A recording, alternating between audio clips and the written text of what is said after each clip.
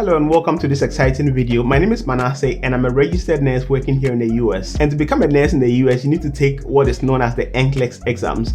Now, some people think, or most people think I should say, that the NCLEX is a difficult exam. And I do agree that the NCLEX can be challenging, but this is my overview of what the NCLEX exams is. So basically, the NCLEX is a computer adaptive test, okay?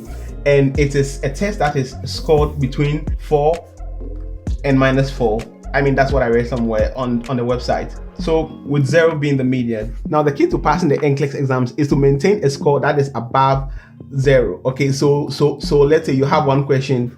Now, so everybody starts from 0 and then you get a question correct, it goes, you get another question correct, then it goes up again, you get a question wrong, it comes down, you get another question wrong, it further comes down, you get a question right, it goes up, and you get another question right, it continues to go up. Now, if you maintain a streak of right questions above the 0 line for a long time, your test, you continue to pass and your test terminates at 75. But if your answers, let's say you get one correct, you go up, then you get the next one wrong, you come down, then you get the next one wrong, you stay down below the 0 line, and then you oscillate between above and below the 0 line.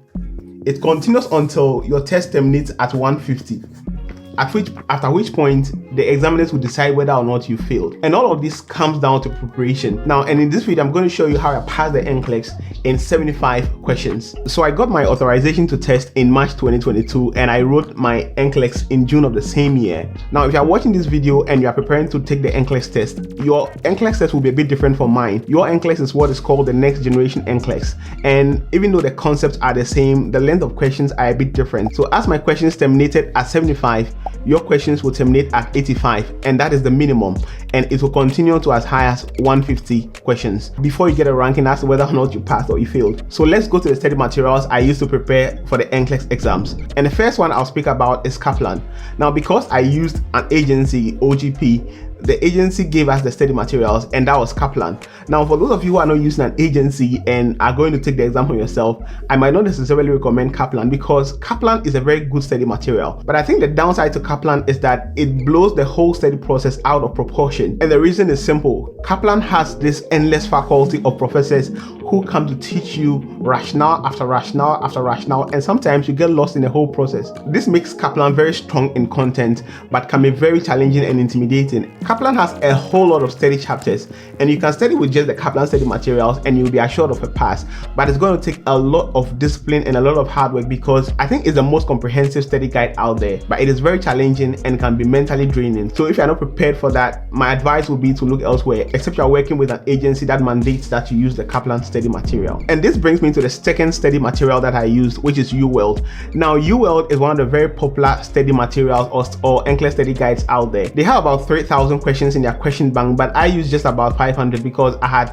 exhausted a lot of the questions in the Kaplan study guide, and so it made it simpler for me to just use just a fraction of the materials available in UWorld. Now, UWorld is used by a lot of American students as well, or you can be assured that it gives you the likelihood to pass like a native test taker. Now, there are two main good things about UWorld. One is the study interface. Now, the study interface of UWorld is quite similar to what appears on the NCLEX test, and I don't know what people who have taken the NCLEX also think about it, but that's what my experience is like. So it gives you a feel of what the NCLEX exams is going to be like. Now, the other thing about UWorld is that it is very deep on rationales. So with a question bank with UWorld, there are two segments, okay? Now, there is the topic specific questions which go really deep into the topics and allow you to exhaust a lot of information within a specific system. So let's say if you are doing integumentary, it gives you a lot of questions and disease conditions and integumentary, and you will have exhausted almost all the possible questions that will appear on the NCLEX within that specific system. But the downside is that you cannot exhaust all of that before you take the exams, which makes me have preference for the second type of questions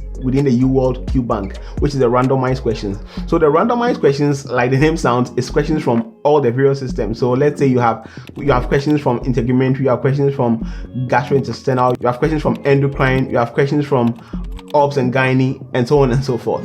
Now, the reason why I prefer the randomized questions over the topic specific questions is that the randomized questions gives you a feel of how the exam is going to be like, because the English exam is not topic specific, that you are going to have, let's say, endocrine questions or gastrointestinal questions. No, it's random and it's scattered all over the place. The truth is that if you get used to answering randomized questions, your mind is open in all directions and you begin to get a flow or a feel of what the exams is actually going to be like. So when I took those 500 questions, I had a preference for the randomized questions, and so the actual NCLEX exam was one of the mini sessions that I had already tried back at home on a UWorld question bank. The third material I used for the study prep is the famous Klimek audio clips. So Klimek is this retired NCLEX exam question writer, and he went around a lot of schools trying to teach students how to take the NCLEX exams, and his audios have become a life-saving material for a lot of NCLEX takers because it gives you a peek into the mind of an NCLEX exam questions writer. And so he's big on things like prioritization, delegations. He gives you memory tricks as well. Overall, Klimek audios are very indispensable when it comes to preparing for NCLEX, and it was one of the materials that I really delved into while preparing for my NCLEX exams. Now, what I did with Klimek's audios is that while studying for the NCLEX, I transcribed every word in the audios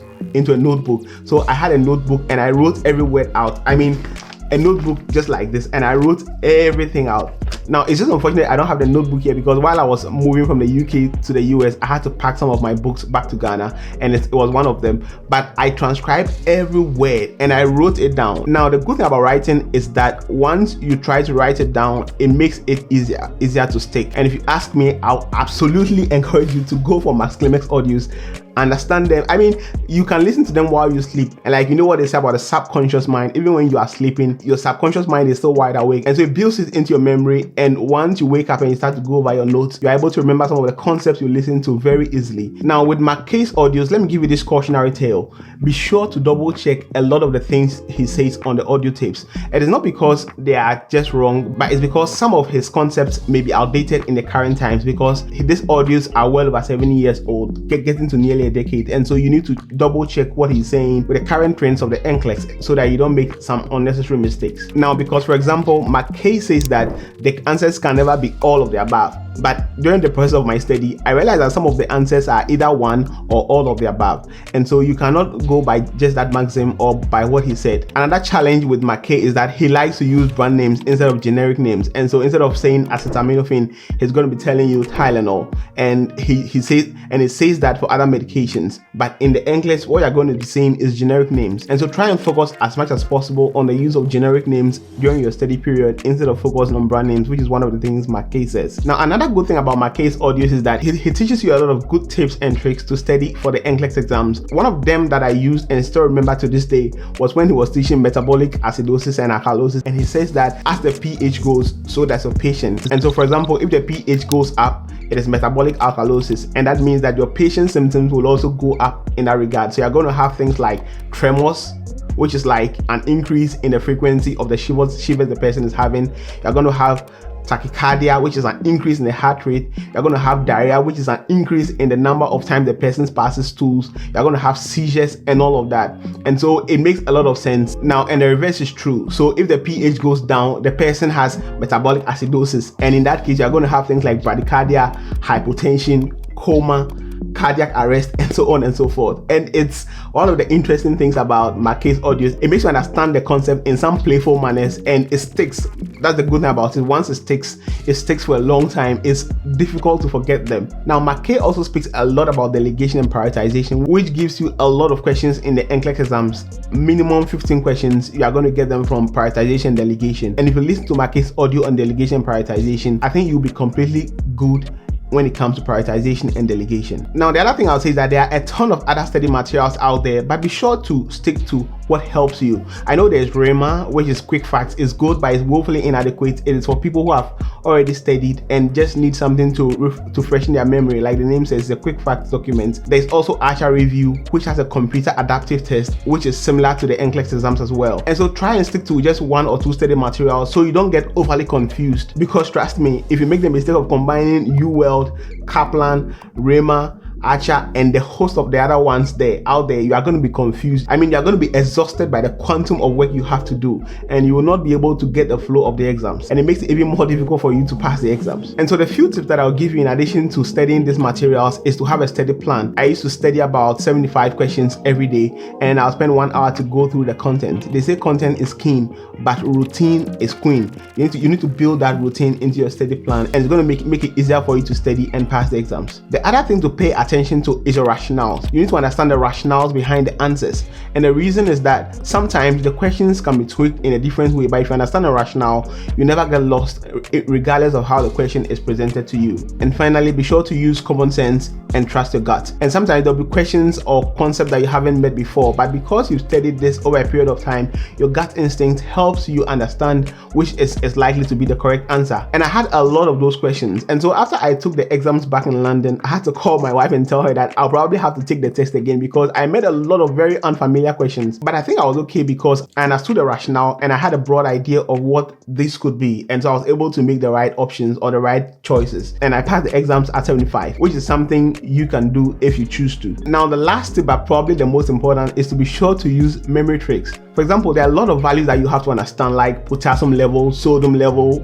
calcium levels, and all of that. So you have to use memory tricks to remember all of this, or resort to the use of mnemonics. One of them I use is how to remember potassium levels. Now, you know potassium is found in bananas, and when you buy banana from the shop, it's either in 3 or 5s, and so potassium levels is between 3.5 to 5. I mean, it's funny, but it sticks. Another one is how to remember the levels of things like total cholesterol, triglycerides, and HDLs and LDLs. And the memory trick I use for that is total HDL, so TTL for total, and then HDL. And the levels for all of this starts from 200 minus 50, so it's 200, 150, 100, and then 50. But for the HDL, it has to be greater than 50, but all the other ones have to be less than 50. And it's a simple way to remember all these things. I know this video has been a long one, but I hope you got some value from it. Thank you for watching, and remember to like the video and leave a comment in the comment section. Thank you, and I'll catch you in the next video.